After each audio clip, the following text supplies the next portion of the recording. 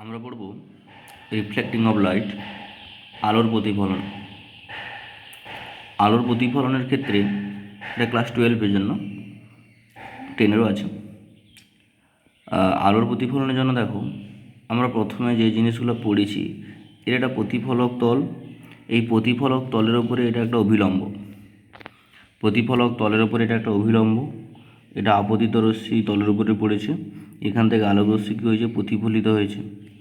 এটা অভিলম্ব বললাম। এরা আপতন কোণ আই, এরা প্রতিফলন কোণ আর।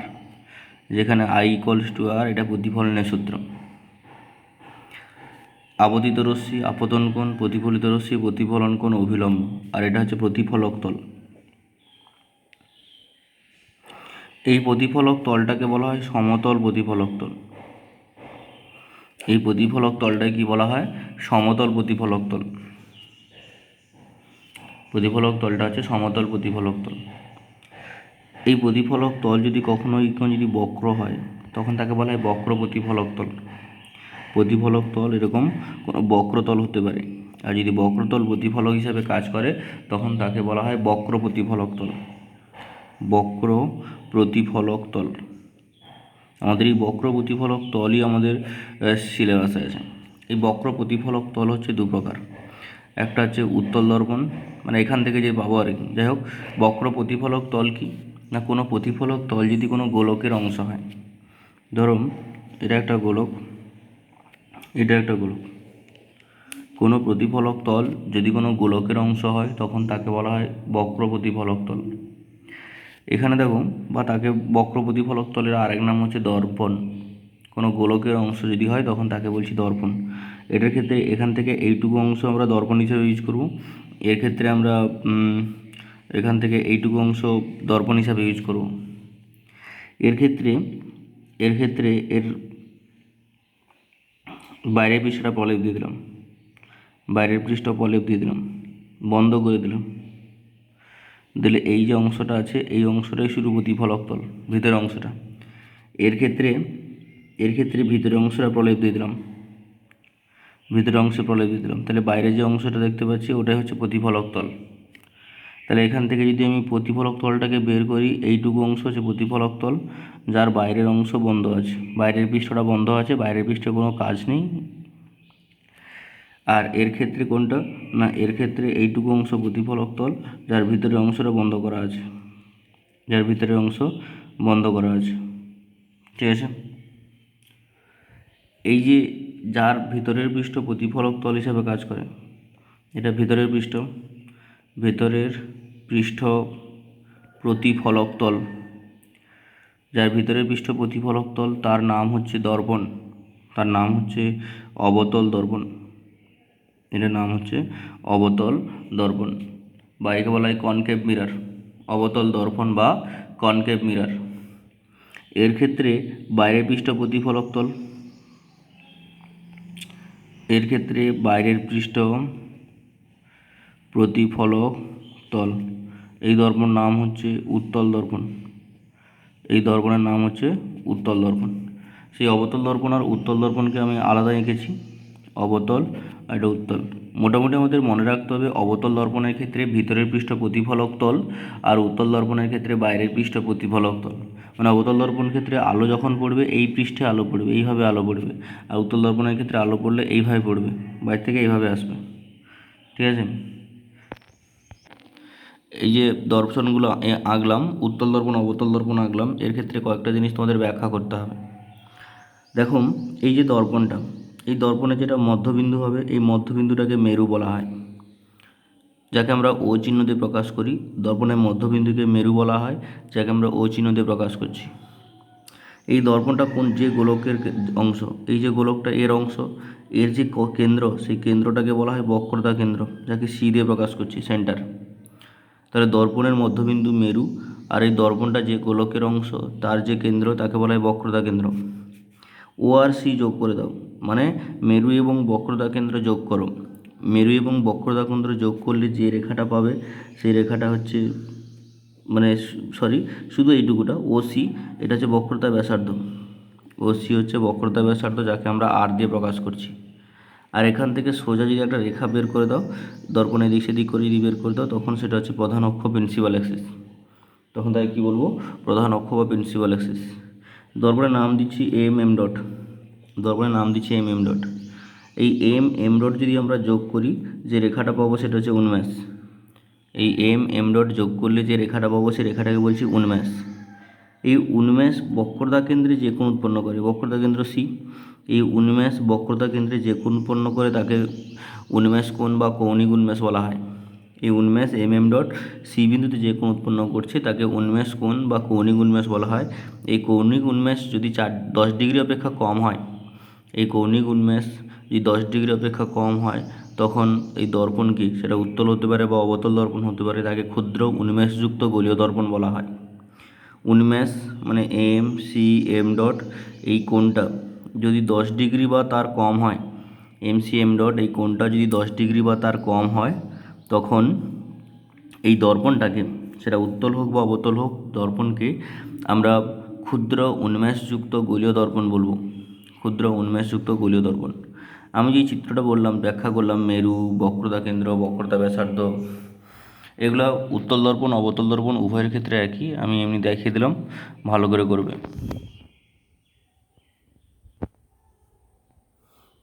এবার আমরা পড়ছি মুখ্য ফোকাস। অবতল দর্পণের ক্ষেত্রেও পড়ব, উত্তল দর্পণের ক্ষেত্রেও পড়ব। অবতল দর্পণের আমরা এই দিকটা প্রতিফলক তল, আর দাগ না দিলে চলবে, এটা প্রধান অক্ষ। কতগুলো এরকম সমান্তরাল আলোক রশ্মি, কতগুলো এরকম সমান্তরাল আলোক রশ্মি নিলাম। এই সমান্তরাল আলোক রশ্মি কার সঙ্গে সমান্তরাল? এই সমান্তরাল আলোক রশ্মি প্রধান অক্ষের সঙ্গে সমান্তরাল। এই সমান্তরাল আলোক রশ্মি প্রধান অক্ষ, এটা প্রধান অক্ষ এর সঙ্গে সমান্তরাল। তাহলে কতগুলো সমান্তরাল আলোক রশ্মি প্রধান অক্ষের সমান্তরাল হবে, দিয়ে দর্পণের উপরে পড়বে, দিলে এরা প্রতিফলনের পরে প্রধান অক্ষের উপরে একটা বিন্দুতে মিলিত হয়। প্রধান অক্ষের উপরে একটা বিন্দুতে মিলিত হয়। প্রধান অক্ষের উপরে যে বিন্দুটাতে মিলিত হয় সেই বিন্দুটাকে বলা হয় মুখ্য ফোকাস। এটা হচ্ছে এফ। কতগুলি সমান্তরাল আলোক রশ্মি প্রধান অক্ষের সমান্তরাল হবে, কথাগুলো মনে রাখবে, পুরো লাইনগুলো মুখস্থ হয়ে যাবে। কতগুলি সমান্তরাল আলোক রশ্মি প্রধান অক্ষের সমান্তরালে এসে, কতগুলি সমান্তরাল আলোক রশ্মি প্রধান অক্ষের সমান্তরালে এসে দর্পণ থেকে প্রতিফলনের পর প্রধান অক্ষের উপরে একটা বিন্দুতে মিলিত হয়। প্রধান অক্ষের উপর যে বিন্দুতে মিলিত হয় সেই বিন্দুটাকে বলা হচ্ছে মুখ্য ফোকাস। ছবি তো মাস্ট। দেখো উত্তল দর্পণের ক্ষেত্রে কতগুলি সমান্তরাল আলোক রশ্মি, এটা সমান্তরাল আলোক রশ্মি প্রধান অক্ষের সমান্তরাল হবে। কতগুলি সমান্তরাল আলোক রশ্মি প্রধান অক্ষের সমান্তরালে এসে উত্তল দর্পণ থেকে প্রতিফলনের পর, মানে উত্তল দর্পণের উপরে আপতিত হলো, এখান থেকে প্রতিফলন হবে, এইভাবে প্রতিফলন হবে। তাহলে উত্তল দর্পণ থেকে প্রতিফলনের পর কোনো বিন্দুতে মিলিত হয়েছে, এটা তো দূরের দিকে বেরিয়ে যাচ্ছে, কোনো বিন্দুতে মিলিত হচ্ছে না। তাদেরকে মিলিত করব কিভাবে? না এদেরকে ডট ডট করে পিছনের দিকে বাড়িয়ে দাও, তাহলে এই যে বিন্দুটাতে মিলিত হয়েছে এই বিন্দুটাতে হচ্ছে ফোকাস। তাহলে দেখো কতগুলি সমান্তরাল আলোক রশ্মি প্রধান অক্ষের সমান্তরালে এসে উত্তল দর্পণ থেকে প্রতিফলনের পরে কোনো বিন্দুতে মিলিত হয় না, কোনো বিন্দু থেকে অপসৃত হয়েছে বলে মনে হয়, বা কোনো বিন্দু থেকে অপসারী হয়েছে বলে মনে হয়, এই বিন্দুটাকেই বলা হচ্ছে ফোকাস। উত্তল দর্পণের ক্ষেত্রে মিলিত হবে না, ডট ডট করে মিলিত করতে হবে। তাহলে টোটাল সংজ্ঞাটা একসঙ্গে কী আসবে? না কতগুলি সমান্তরাল আলোক রশ্মি প্রধান অক্ষের সমান্তরালে এসে দর্পণ থেকে প্রতিফলনের পরে কোনো একটা বিন্দুতে মিলিত হয় বা কোনো একটা বিন্দু থেকে অপসৃত হয়েছে বলে মনে হয়। যে বিন্দুতে মিলিত হয় বা যে বিন্দু থেকে অপসৃত হয়েছে বলে মনে হয় ওই বিন্দু দুটিকে বলা হয় মুখ্য ফোকাস। দেখো বিপরীত ক্রমেও আমরা চিত্র চেঞ্জ করতে পারি। এটা সমান্তরাল আলোক রশ্মি কোথায় প্রতিবিম্ব গঠন করছে? এই মিলিত হওয়াকে প্রতিবিম্ব বলছি। কোথায় প্রতিবিম্ব গঠন করছে? ফোকাসে প্রতিবিম্ব গঠন করছে। কিন্তু যদি তীরচিহ্নটা উল্টে দিই, যদি এখানে কোনো বস্তু রাখি, এখান থেকে আলোক রশ্মি প্রতিফলনের পরে কী হবে? প্রধান অক্ষের সমান্তরাল হবে। তাহলে বিপরীত ক্রমে যদি অবতল দর্পণ বলি, যদি ফোকাসে কোনো বস্তু থাকে, এখান থেকে আলোক রশ্মি দর্পণের উপরে পড়বে, এটা প্রতিফলনের পরে কী হবে? না প্রতিফলনের পরে প্রধান অক্ষের সমান্তরাল হবে। উত্তল দর্পণের ক্ষেত্রেও কতগুলি আলোকরশ্মি সমান্তরাল আলোকরশ্মি পড়ছে। এরা কী হবে না, এরা তীর চিহ্নটা উল্টে দিলাম, এখানে যদি কোনো বস্তু থাকে অপসৃত রশ্মি, আমি তীর চিহ্ন দেখাতে পারি এইভাবে, তাহলে এরকমভাবে এইভাবে পড়বে, তাহলে এখান থেকে এইভাবে বেরিয়ে যাবে, এটা পড়বে বেরিয়ে যাবে। এর আলাদা নাম আছে, পরে বলছি। তাহলে দেখুন এই আগের মুখ্য ফোকাসের সঙ্গে এর ক্ষেত্রে পার্থক্যটা কি, তীর চিহ্নগুলো শুধু চেঞ্জ হয়ে যাচ্ছে। এর ক্ষেত্রে হচ্ছে যদি কোনো বস্তু ফোকাসে থাকে, এখান থেকে আলোকরশ্মি প্রতিফলনের পর প্রধান অক্ষে সমান্তরালভাবে নির্গত হয়। মানে যেটা সমান্তরাল আলোকরশ্মি ফোকাসে প্রতিবিম্ব গঠন করে বা ফোকাসে মিলিত হয়, তাহলে ফোকাসেও বস্তু থাকলে সেটা যখন প্রতিফলন হবে দর্পণ থেকে, সেটা প্রধান অক্ষের সমান্তরাল হিসাবে নির্গত হবে। ঠিক আছে। অবতল দর্পণের এই আলোকরশ্মিগুলোকে আমরা বলি অপসৃত রশ্মি, আর উত্তল দর্পণের ক্ষেত্রে আমরা বলি এগুলো অভিসারী রশ্মিটা। যাই হোক, তাহলে ফোকাস যদি কোনো বস্তু থাকে, সেখান থেকে আলোকরশ্মি দর্পণ থেকে প্রতিফলনের পরে প্রধান অক্ষের সমান্তরালভাবে নির্গত হয়, বিপরীত ক্রমে। এটা উত্তল দর্পণের ক্ষেত্রেও একই। এই সংজ্ঞা পড়বে, দুটো চারটা ছবি আঁকবে, দুটো চারটা ছবি আঁকবে, ছবি আঁকা খুব জরুরি।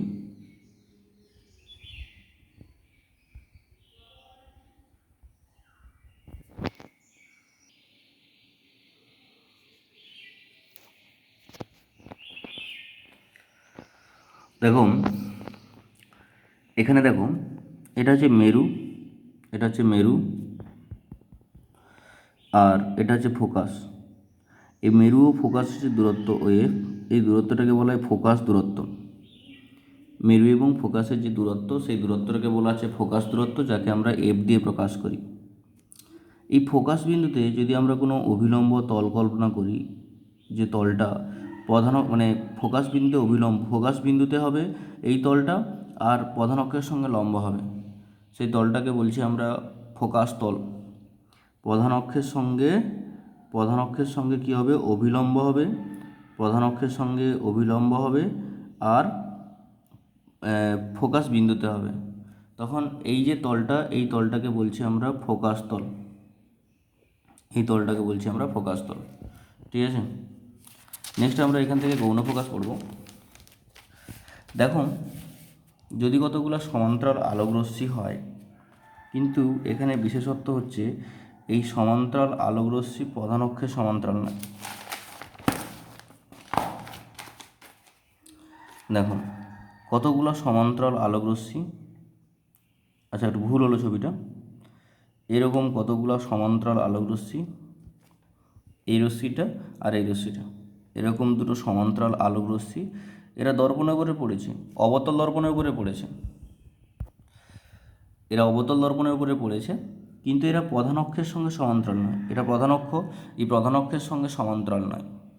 তখন এরা দেখো, এরা প্রতিফলনের পরে, এরা যখন প্রতিফলন হবে, প্রতিফলনের পরে এরা প্রধান অক্ষের উপরে একটা বিন্দু মিলিত হয় না, এরা ফোকাস তলের উপরে একটা বিন্দুতে মিলিত হয়। এরা ফোকাস তল, এই ফোকাস তলের উপরে একটা বিন্দুতে মিলিত হয়। ফোকাস তলের উপরে যে বিন্দুটাতে মিলিত হয়, এই বিন্দুটাকেই বলা হয় গৌণ ফোকাস, এই বিন্দুটাকে বলা হয় গৌণ ফোকাস। তাহলে কতগুলি সমান্তরাল আলোকরশ্মি প্রধান অক্ষের সঙ্গে তির্যকভাবে এসে, কতগুলি সমান্তরাল আলোকরশ্মি প্রধান অক্ষের সঙ্গে তির্যকভাবে এসে দর্পণ থেকে প্রতিফলনের পর ফোকাস তলের উপরে যে বিন্দুতে মিলিত হয়, সেই বিন্দুটাকে বলা হয় গৌণ ফোকাস। এই গৌণ ফোকাস বিন্দু আর ফোকাস বিন্দু একই উলম্ব তলে অবস্থান করে, গৌণ ফোকাস বিন্দু একই উলম্ব রেখায় অবস্থান করে। তাহলে দেখো উত্তল দর্পণের ক্ষেত্রে একই রকম, উত্তল দর্পণের ক্ষেত্রে তাহলে কতগুলি সমান্তরাল আলোকরশ্মি, কিন্তু দেখো প্রধান অক্ষের সমান্তরাল নয়, প্রধান অক্ষের সঙ্গে তির্যকভাবে এসছে, এরা প্রতিফলন হবে, কিন্তু প্রতিফলনের পরে প্রধান অক্ষের উপরে কোনো বিন্দুতে মিলিত হয় না, এরা অপসৃত হবে কোন বিন্দুতে না, গৌণ ফোকাস, মানে ফোকাস তলের উপরিস্থিত একটা বিন্দুতে, ফোকাস তলের উপরিস্থিত একটা বিন্দুতে মিলিত হয়েছে বলে মনে হয়, ওই বিন্দুটাকে বলা হয় গৌণ ফোকাস। দেখো ফোকাস তলের উপরে একটা বিন্দু, এই বিন্দু, এটা হচ্ছে মুখ্য ফোকাস, এটা গৌণ ফোকাস। তাহলে যেটা মূল জিনিস কি দাঁড়ালো, কতগুলি সমান্তরাল আলোকরশ্মি প্রধান অক্ষের সঙ্গে তির্যকভাবে এসে প্রধান অক্ষের উপরে কোনো ফোকাস তলের উপরে কোনো বিন্দুতে মিলিত হয় বা ফোকাস তলের উপরিস্থিত কোনো বিন্দু থেকে অপসৃত হয়েছে বলে মনে হয়। যে বিন্দু থেকে মিলিত হচ্ছে বা যে বিন্দু থেকে অপসৃত হচ্ছে বলে মনে হচ্ছে সেটা হচ্ছে গৌণ ফোকাস বিন্দু। গৌণ ফোকাস বিন্দু আর ফোকাস বিন্দু একই উলম্ব রেখে অবস্থান করে। গৌণ ফোকাস বিন্দু এবং ফোকাস বিন্দু দুটি একই উলম্ব রেখায় অবস্থান করে। ঠিক আছে, গৌণ ফোকাস আর ফোকাস দুটি উলম্ব রেখা অবস্থান করে। এরপরে দেখো আমরা পরবর্তী ক্যালকুলেশনে যাচ্ছি। এরপরে আমরা প্রমাণ করব ফোকাস দূরত্ব এবং বক্রতা ব্যাসার্ধের মধ্যে সম্পর্ক, মানে F=r/2 আগেই বলে দিচ্ছি। প্রথমে প্রমাণ করছি অবতল দর্পণের ক্ষেত্রে। দেখো অবতল দর্পণের ক্ষেত্রে প্রথমে চিত্র এঁকে নিই। অবতল দর্পণের ক্ষেত্রে আমি বুঝিয়ে দিচ্ছি জিনিসগুলো, জাস্ট এটা হচ্ছে মেরু ও, এটা হচ্ছে ফোকাস মেরু, এটা হচ্ছে ফোকাস, আর OF এর দূরত্বের সমান করে আমরা বক্রতা কেন্দ্র নিব ওসি হচ্ছে ব্যাসার্ধ। এখানে OF ফোকাস দূরত্ব যেটা হচ্ছে F, OC বক্রতা ব্যাসার্ধ সেটা হচ্ছে R। OF ফোকাস দূরত্ব F আর OC বক্রতা ব্যাসার্ধ হচ্ছে R। একটা সমান্তরাল আলোকরশ্মি, এইভাবে একটা সমান্তরাল আলোকরশ্মি, এই সমান্তরাল আলোকরশ্মি কোন দিক দিয়ে যাবে? সমান্তরাল আলোকরশ্মি সবসময় ফোকাস দিয়ে যাবে। এখান থেকে বক্রতা কেন্দ্র আর এইটা যোগ করে দিলাম, পি ধরো কিউ, এখানে ধরো আর। দেখো আমরা জানি এটা যদি গোলক হয়, এটা বক্রতা ব্যাসার্ধ, এটা অভিলম্ব, মানে স্পর্শক এবং স্পর্শবিন্দুগামী ব্যাসার্ধ সবসময় অভিলম্ব। এটা স্পর্শক স্পর্শবিন্দুগামী ব্যাসার্ধ সমকোণে থাকে। তার মানে এখানে ও কিউটা বক্রতা ব্যাসার্ধ, ও সিটা বক্রতা ব্যাসার্ধ মানে ব্যাসার্ধ, তাহলে ও সি ও বিন্দুতে অভিলম্ব, সি কিউ কিউ বিন্দুতে অভিলম্ব। তাহলে এটা যেহেতু অভিলম্ব, এটা আপতিত রশ্মি, তাহলে এটা আপতন কোণ আই আর এটা প্রতিফলন কোণ আর। আমরা জানি আপতন কোণ সমান প্রতিফলন কোণ হয়। তাহলে পি কিউ সি কোণ আর সি কিউ এফ কোণ, ধরো সি কিউ এফ কোণ এই দুটো সমান, কেন? প্রতিফলনের সূত্র অনুযায়ী I=R, পি কিউ সি কোণ সমান সি কিউ এফ কোণ। এবার দেখো এটার সঙ্গে এই রেখাটা সমান্তরাল সরলরেখা আর সি কিউটা ভেদক। পি কিউ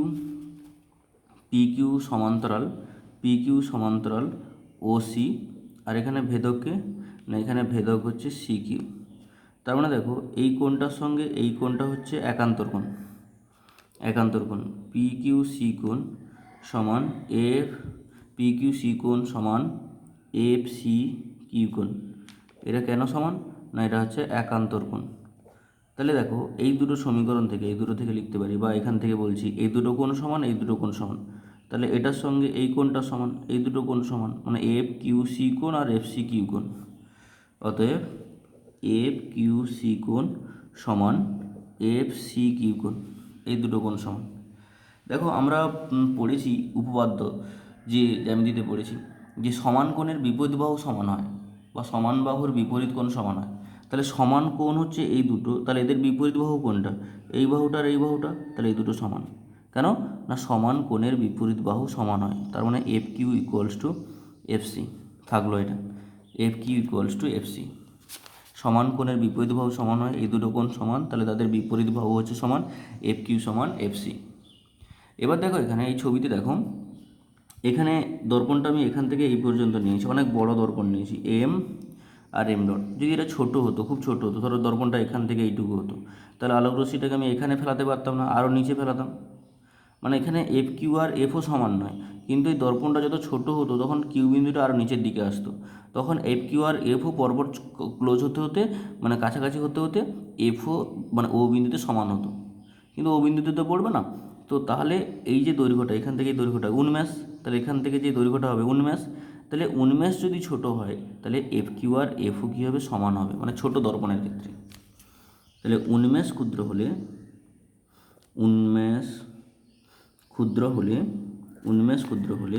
কী হবে? না এফ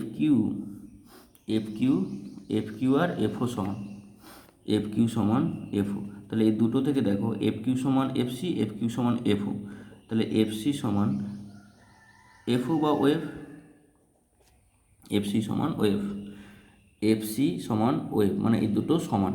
তাহলে আমরা যখন ছবি আঁকবো তাহলে এই দূরত্ব আর এই দূরত্ব যেন সবসময় সমান হয়। আমরা যখন ছবি আঁকবো এই দুটো দূরত্ব যেন সমান হয়। তাহলে এই দুটো যেহেতু সমান, তাহলে ওই দূরত্বটা পুরোটার এখান থেকে এটার হাফ। তাহলে এখান থেকে O F equals to half of OC. Wave আমরা কী জানি, ফোকাস দূরত্ব এফ, আর ওসি কী জানি, বক্রতা ব্যাসার্ধ। তাহলে এফ ইকুয়ালস টু r/2। আমরা অবতল দর্পণের ক্ষেত্রে প্রমাণ করতে পারলাম, এফ ইকুয়ালস টু r/2।